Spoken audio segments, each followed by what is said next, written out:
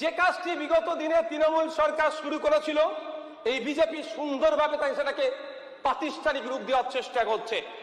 আমরা নির্ভর হলে কি স্যার দুর্নীতি মুক্ত হয়ে যাবে? আমাদের জগন্নাথ বাবু বলছিলেন 100 দিনের কাজের কথা, আবাস যোজনার কথা, যত ধরনের দুর্নীতি হয়েছে আমি দায়িত্ব নিয়ে বলতে পারি, যদি সোশ্যাল অডিট হয় পঞ্চায়েতের সদস্য থেকে যারা আধিকারিকরা আছে তারাও এই দুর্নীতির সাথে জড়িয়ে আছে, এটা প্রমাণিত হবে। চোরের উপরে রাগ করে মাটির থালায় ভাত খাওয়ার মতো হচ্ছে। তৃণমূলের পঞ্চায়েতের সদস্যদের দুর্নীতি, তাদের অন্যায়ের দায় সারা পশ্চিমবাংলার খেটে খাওয়া গ্রামীণ মানুষের উপরে চাপিয়ে দেওয়া কোনোভাবেই মেনে নেওয়া যায় না। তাই এই বিলের উপরে বলতে ওঠে আমি তীব্র নিন্দা বিরোধিতা করছি। দুর্নীতিকে রোখার নাম করে এই সরকার পঞ্চায়েতের যে অ্যাকচুয়ালি যে উদ্দেশ্য সেটাকেই নিস্তেজ করার চেষ্টা করছে। শুধু তাই নয় স্যার, এই সংশোধনী স্যার সংবিধানের একাধিক আর্টিকেলে আঘাত করছে।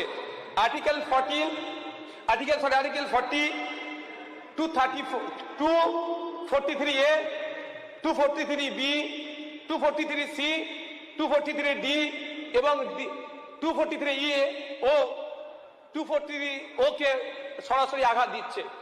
স্যার আমরা মেনে নিচ্ছি, এটা অস্বীকার কেউ করবে না যে পঞ্চায়েত লেভেলে দুর্নীতি হয়নি, কিন্তু পঞ্চায়েত লেভেলে দুর্নীতি হলে তার প্রধান বা উপপ্রধানকে শাস্তি দেওয়ার জন্য অলরেডি বিধান আমাদের আছে। পশ্চিমবঙ্গ লোকায়ত্ত আইন 2003 বলছে কি, যদি কোনো প্রধান কোনো উপপ্রধান তার যে রাইট আছে এক্সারসাইজ করতে ব্যর্থ হয় বা দুর্নীতি করে বা ইচ্ছাকৃতভাবে সে ক্ষমতার অপব্যবহার করে, তাহলে লোকায়ত্ত আইন 2003 অনুযায়ী তার বিরুদ্ধে যদি কোনো মানুষ অ্যাপ্লিকেশন করে সেটাকে ইনভেস্ট করার ক্ষমতা রাখছে। শুধু তাই নয়, প্রিভেনশন অফ করাপশন অ্যাক্ট 1988ও বলা আছে। The West Bengal panchayat act 1973-তে দুটো প্রভিশন দিয়ে আছে, সেকশন 213 and সেকশন 12। সরাসরি এখানে পঞ্চায়েতের প্রধান উপপ্রধান কোন রকম দুর্নীতি করলে তার বিরুদ্ধে কি ব্যবস্থা গ্রহণ করা যায় সে কথা উল্লেখ আছে। স্যার পঞ্চায়েতি রাজ সম্পর্কে আমি প্রথমে একটা ইন্ট্রোডাকশন দিতে চাই। পশ্চিমবঙ্গে 1973 সালে পঞ্চায়েত আইনের মাধ্যমে ত্রিস্তর পঞ্চায়েত ব্যবস্থা প্রবর্তিত হলেও যা কার্যকর হয় 1958 সালে বামফ্রন্ট সরকারের মাধ্যমে, তার 1978 সালে বামফ্রন্ট সরকারের মাধ্যমে। তারপর থেকেই স্যার প্রতি 5 বছর অন্তর নির্বাচন হয়ে আসছে। 1978 সালের জুন মাসে এই 1973 সালের পশ্চিমবঙ্গের পঞ্চায়েত আইনের অ্যামেন্ডমেন্ট নিয়ে এসে সফল প্রথম পঞ্চায়েত নির্বাচন পশ্চিমবাংলাতে হয়, যার এই ভারতবর্ষের পঞ্চায়েতি রাজ ইতিহাসে এক সফল মাইল ফলক হিসাবে বিবেচনা করা হয়। এবং 1992 সালে 73তম সংবিধান সংশোধনীর আগে পর্যন্ত এটাকে একটা গুরুত্বপূর্ণ দৃষ্টান্ত হিসাবে বিবেচনা করা হতো। আসলে স্যার পশ্চিমবঙ্গে প্রথম পঞ্চায়েত নির্বাচন 1956 সালে হয়েছিল, আইন তৈরি হয়েছিল 1956 সালে, ওই বছরই নির্বাচন হয়েছিল। তারপরে দ্বিতীয়বারের জন্য 1963 সালে আইন তৈরি হয়, নির্বাচন হয়। কিন্তু দুটো নির্বাচনীতেই দেখা গিয়েছে গ্রামের খেটে খাওয়া মানুষের অনুপস্থিতি এবং তাদের পঞ্চায়েতে তাদের অ্যাচিভমেন্ট বা অ্যাচিভ তারা করতে পারত না। ফলে ত্রিস্তরীয় পঞ্চায়েত ব্যবস্থা 1978 নিয়ে এসে প্রথম লক্ষ্যই ছিল ক্ষমতার বিকেন্দ্রীকরণ ঘটিয়ে তৃণমূল স্তর পর্যন্ত এর পরিষেবা পৌঁছে দেওয়া। একসময় গান্ধীজি গ্রাম স্বরাজের কনসেপ্ট দিয়েছিলেন, গ্রামের হাতে ক্ষমতা, স্বশাসনের যে গণতান্ত্রিক বুনিয়াদ তার সার্থক অনুশীলন গ্রাম পঞ্চায়েতের মাধ্যমেই সম্ভব। স্যার পঞ্চায়েত হচ্ছে আসলেই স্থানীয় সরকার, ক্ষমতা বিকেন্দ্রীকরণ এবং স্থানীয় সরকারের টাইম নেই স্যার, স্থানীয় সরকার প্রয়োজনে স্থানীয় সরকারের প্রয়োজন, কারণ গণতন্ত্রের প্রসার ঘটে। স্যার গণতন্ত্র আর উন্নয়নের সাথে এই প্রশ্নই অবিচ্ছেদ্যভাবে একে অপরের সাথে জড়িয়ে আছে। স্যার কেন্দ্র সরকার বলুন বা রাজ্য সরকার যে কোনো প্রকল্পই স্থানীয় সরকার বা পঞ্চায়েতের মাধ্যমেই সম্পন্ন করে। পঞ্চায়েতকে তাই ফান্ডামেন্টাল ইউনিট অফ ডেমোক্রেসি বলা যেতে পারে। কিন্তু আমরা কি দেখছি স্যার, কি হচ্ছে এই বিলের মধ্যে, সংশোধনীর মধ্যে? ক্ষমতার কেন্দ্রীকরণ, সেন্ট্রালাইজেশন। যে কাজটি বিগত দিনে তৃণমূল সরকার শুরু করেছিল, এই বিজেপি সুন্দরভাবে তাই সেটাকে প্রাতিষ্ঠানিক রূপ দেওয়ার চেষ্টা করছে। আমলা নির্ভর হলে কি স্যার দুর্নীতি মুক্ত হয়ে যাবে? আমাদের জগন্নাথ বাবু বলছিলেন 100 দিনের কাজের কথা, আবাস যোজনার কথা, যত ধরনের দুর্নীতি হয়েছে আমি দায়িত্ব নিয়ে বলতে পারি, যদি সোশ্যাল অডিট হয় পঞ্চায়েতের সদস্য থেকে যারা আধিকারিকরা আছে তারাও এই দুর্নীতির সাথে জড়িয়ে আছে, এটা প্রমাণিত হবে। তাই স্যার শুধু স্বজন পোষণের কথা বললেই এটা এই আইন নিয়ে আসলে স্বজন পোষণ মন যাবে আমি বিশ্বাস করি না।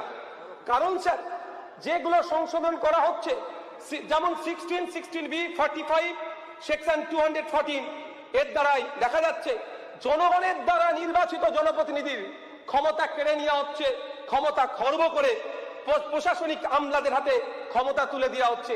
পঞ্চায়েতি রাজের অ্যাকচুয়াল যেটা লক্ষ্য উদ্দেশ্য সেটাকে ডাইলুট করা হচ্ছে। স্যার এটা গণতন্ত্রের জন্য স্বাস্থ্যকর নয়, অশানী সংকেত বলে আমরা মনে করছি। স্যার আসলে টপ টু বটম লেভেল পর্যন্ত বিজেপি একটা আমরা দেখেছি যে ক্ষমতার কেন্দ্রীকরণ করার এবং আমলাতান্ত্রিক হয়ে যাওয়া, এর বাইরে না স্যার। যদি এই ক্ষমতাই কেড়ে নেওয়া হয় পঞ্চায়েত রেখে লাভ কি sir? West Bengal state election কমিশনকে দিয়ে কোটি কোটি টাকা খরচ করে নির্বাচন করাটাও আমার মনে হয় বৃথা, ওটাও তুলে দেওয়ার তাহলে ভাবনা নিয়ে আসা হোক। স্যার আমাদের এই পঞ্চায়েতি রাজ সম্পর্কে প্রখ্যাত রাষ্ট্রবিজ্ঞানী তথা অধ্যাপক প্রভাত দত্ত মন্তব্য করেছিলেন, পশ্চিমবঙ্গের পঞ্চায়েত ব্যবস্থার নেতৃত্বে আছে গরিব মানুষের প্রতিনিধি। এদিক থেকে পশ্চিমবঙ্গের পঞ্চায়েত ভারতবর্ষের নজিরবিহীন, সম্ভবত এক ধরনের শুদ্ধ জাগরণ। তাই গত 15 বছর ধরে পিসি ভাইপোর সরকার মিলে পশ্চিমবাংলার পঞ্চায়েত ব্যবস্থার কোমর ভেঙে দিয়েছে। 2012 সালে প্রথম আক্রমণ নেমে আসে বিকেন্দ্রীকরণের উপরে, সেটা মুর্শিদাবাদের জেলা পরিষদ, উত্তর 24 পরগনার জেলা পরিষদকে কেড়ে নেওয়ার। এই মমতা ব্যানার্জির আক্রমণের হাত থেকে নদিয়া জেলা, মুর্শিদাবাদ জেলাও বাদ যায়নি। নির্বাচিত জনপ্রতিনিধিদেরকে সরিয়ে দিয়ে গ্রাম উন্নয়নের দায়িত্ব আমলাদের হাতে ন্যস্ত করেছিল তৃণমূলের সরকার। আর সেই কাজটি আজকে দেখছি এই সরকার আরো জোরদার করতে চাইছে। যদি গণতন্ত্রের সবচেয়ে নিম্ন স্তরের এই প্রতিষ্ঠান আজকে আক্রান্ত হয়, নির্বাচিত জনপ্রতিনিধিদের ক্ষমতা খর্ব করা হয়, তাহলে গণতন্ত্রের সম্প্রসারণ কতটা সঠিকভাবে হবে সে স্যার প্রশ্নের সম্মুখীন হচ্ছে। স্যার আমরা সবাই দায়বদ্ধতা, সোশ্যাল অডিট, স্বচ্ছতা, ভিজিলেন্সের পক্ষপাতের বিরুদ্ধে নয়। আমি ব্যক্তিগতভাবে চাইব ভাঙড়ের 13টি অঞ্চল সহ রাজ্যের 3379টি অঞ্চলে সোশ্যাল অডিট করা হোক, জনসম্মুখে আনা হোক কোথায় কি দুর্নীতি অন্যায় হয়েছে কি, এবং এর বিরোধিতা আশা করছি কেউ করবে না। ভিজিলেন্স কমিশন গঠন করা হোক, স্বচ্ছতার জন্য ওয়েবসাইট ডিসপ্লে বোর্ড লাগানো হোক, টেন্ডার কোথায় কিভাবে হচ্ছে, কে পাচ্ছে না পাচ্ছে তার স্বচ্ছতা নিয়ে আসা হোক, কাজের হাল হকিকত অনলাইনে আপলোড করা হোক, সাথে সাথে কত টাকার টেন্ডার হচ্ছে সেইগুলো নিয়েও আলোচনা হোক, তাহলে একটা অ্যাকাউন্টেবিলিটি থাকবে। কিন্তু দুর্নীতির নাম করে গণতন্ত্রের এই বিকেন্দ্রীকরণের ভাবনাকে বাতিল করা বা জনগণের দ্বারা নির্বাচিত জনপ্রতিনিধির ক্ষমতা খর্ব করে এক্সিকিউটিভ পাওয়ারের হাতে তুলে দেওয়া এই গণতন্ত্রের জন্য শুভনীয় নয়। স্যার বিগত সরকারের আমলে দেখেছি জেলা পরিষদ থেকে শুরু করে বিভিন্ন 3 টায়ারের ক্ষেত্রে যখন যারা পরাজিত হয়েছে তাদেরকে ভয় দেখিয়ে বকলমে ক্ষমতা দখল করেছে। আজকেও কোনো না কোনো ভাবে সেই কাজের দিকে এগোচ্ছে। স্যার পরিশেষে আমি একটা প্রস্তাব রাখবো, যখন পঞ্চায়েত নিয়ে আলোচনা হচ্ছে, ওয়েস্ট বেঙ্গল স্টেট ইলেকশন কমিশনের আন্ডারে এটা চলে, রাজ্যের বিভিন্ন প্রান্তে কান পাতলে শোনা যায় যে জনপ্রতিনিধিদের শিক্ষাগত যোগ্যতা নিয়ে ভারতবর্ষের অনেক রাজ্য আছে, যেমন আমি হরিয়ানার কথা যদি বলি, সেখানে দেখা যাবে জেনারেল মেল ক্যান্ডিডেটের ক্ষেত্রে মাধ্যমিক পাস হতে হয়, জেনারেল ওমেন অ্যান্ড এসসি মেলের ক্ষেত্রে 8ম শ্রেণী পাস হতে হয়, তফসিলি এসসি নারীদের জন্য শুধুমাত্র পঞ্চায়েতের জন্য 5ম শ্রেণী পাস হতে হয়। শুধু তাই নয়, হরিয়ানাতে যে এতে পার্টিসিপেট করতে গেলে প্রত্যেকের বাড়িতে একটা ফাংশনাল টয়লেট রাখতে হবে, এও আইন আছে। তাই আমি অনুরোধ করব, আমাদের রাজ্যের ক্ষেত্রে অনেক পরিবর্তন সংশোধন আনছে, এটা আমাদের করা যায় নাকি ভাবা যায়, ভাবতে হবে।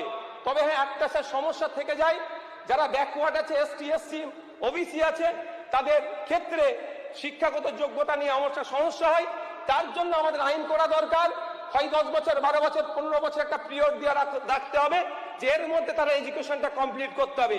এটা করতে গেলে আরেকটা গ্রামীণ সমস্যার সমাধান হবে, যে স্কুল ছুট হচ্ছে, এই আগামী দিনে পঞ্চায়েতের কম্পিটিশন ইলেকশনে আমরা দাঁড়াতে পারবো না, তাহলে আমাদের পরিবারের কেউ দাঁড়াতে পারবে না, তাদেরকেও স্কুলমুখী করবে। এক কাজে দুটো হবে, আমরা শিক্ষিত জনপ্রতিনিধি পাবো এবং স্কুল ছুটে বন্ধ রাখতে পারবো। পরিশেষে আবারও বলবো, এই ক্ষমতার বিকেন্দ্রীকরণকে যেভাবে কুক্ষিগত করা হচ্ছে, আবারও বিবেচনা হোক।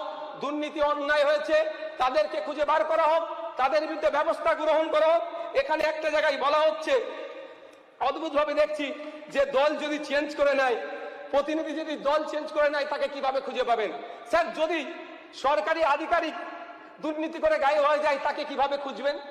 তাকে যেভাবে খুঁজবেন, জনপ্রতিনিধিকেও সেইভাবে খোঁজা যায়, যদি খোঁজার মানসিকতা আমাদের থাকে। মাননীয় সদস্য, আপনার সমাজ শেষ হয়ে গেছে। এই আইন নিয়ে একটু আবারও বিবেচনা করা দরকার। ধন্যবাদ স্যার।